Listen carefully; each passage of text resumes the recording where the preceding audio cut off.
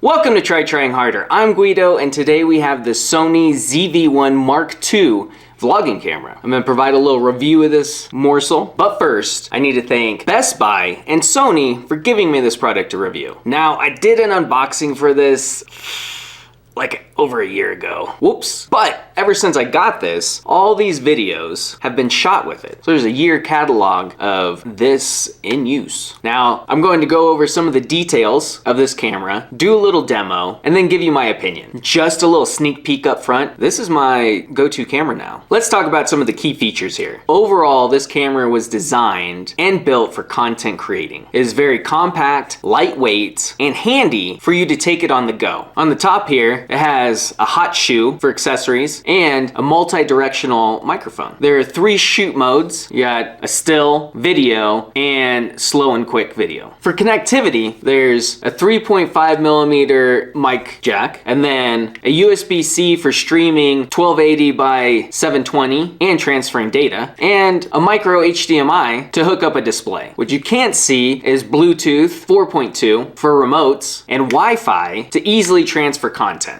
On the bottom, the mount screws off center, if that bothers you. It makes it so you can get to this door flap easier without taking it off of the tripod. And then there's a swivel touchscreen.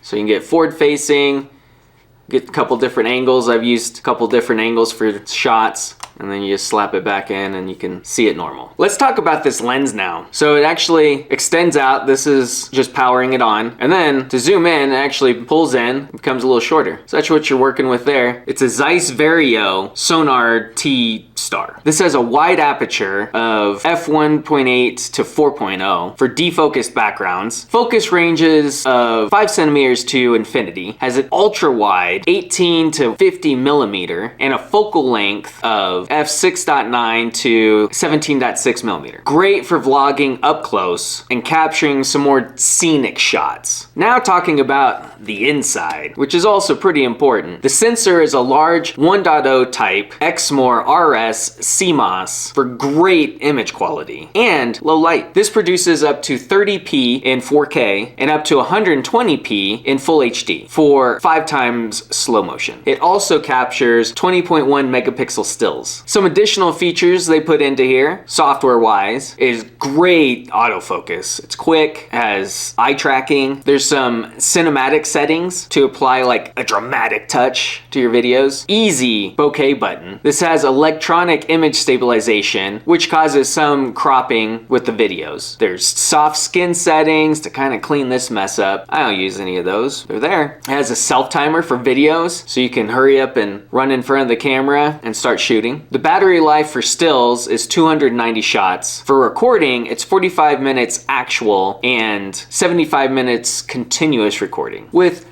loads of settings to dive in and fine tune. Let me take you on a little test drive. All right, we got a nice February day that's breezy. Take a walk through the neighborhood. There's no wind reduction enabled and image stabilization is turned off. So this is kind of your little demo of that. Let's turn on some background defocus. Go, give you a little preview of that as we walk along.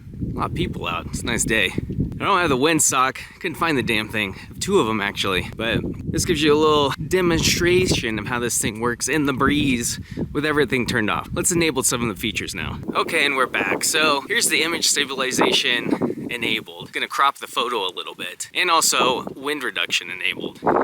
Of note, I have the microphone set to front facing. It has an auto mode, but I was worried about all the ambient noises through the neighborhood and this wind, making the mic not pick up my voice. So this should be a little bit smoother. It's not gonna be the smoothest thing. You're gonna have to learn how to not trot along as you walk if you're gonna do vlogging on the literal go. Just for the hell of it, I'll turn defocus back on. It likes to turn off. You always gotta keep an eye on that whenever you're changing settings or doing whatnot. Luckily, there's a little indicator on the screen to help let you know. So there's your little demo. Now we're inside filming with the ZV-1 Mark II. For reference, the beginning was filmed with the Sony ZV-1F. I really like this camera, but I also really like anything Sony puts out. I like the way that it captures the room and brightens things up. It's easy to use right out of the box, but has plenty of settings to let your creativity grow in your photography and videography. I don't use the mic on it. I use a Rhodes mic plugged in. I do wish the battery life was a little bit longer. I tried to shoot pretty short videos, and I can normally only get 2 done with 1 charge. It's annoying to me, but go get extra batteries. My favorite things about it are the fast face to product focus, the easy 1-button background defocus, and being able to shoot vertical phone-friendly videos. The zoom isn't the best, so this really should be kept to vlogging. I do like that it has a nice smooth zoom that you can use while you're filming to kind of maybe get a little more dramatic, but it stops at certain thresholds so you don't get a clear zoom in to the max. I like using the slow video mode for product showcasings, if you've noticed on my other videos, but I could use a little bit more image stabilization there because it gets kind of shaky, and some of that's on me and I need to just have more skill at it. With all that, I would totally recommend this for anyone that wants to do vlogging and product shoots. Thanks for watching! We went over the details, checked it out in action, and then I gave you my very biased opinion. But what do you think? What's your opinion? What questions do you have? Throw them in the comments. Like the video and subscribe to get more. And Sony, for the next on-the-go vlogging camera, when it comes to optimizing battery life, try trying harder.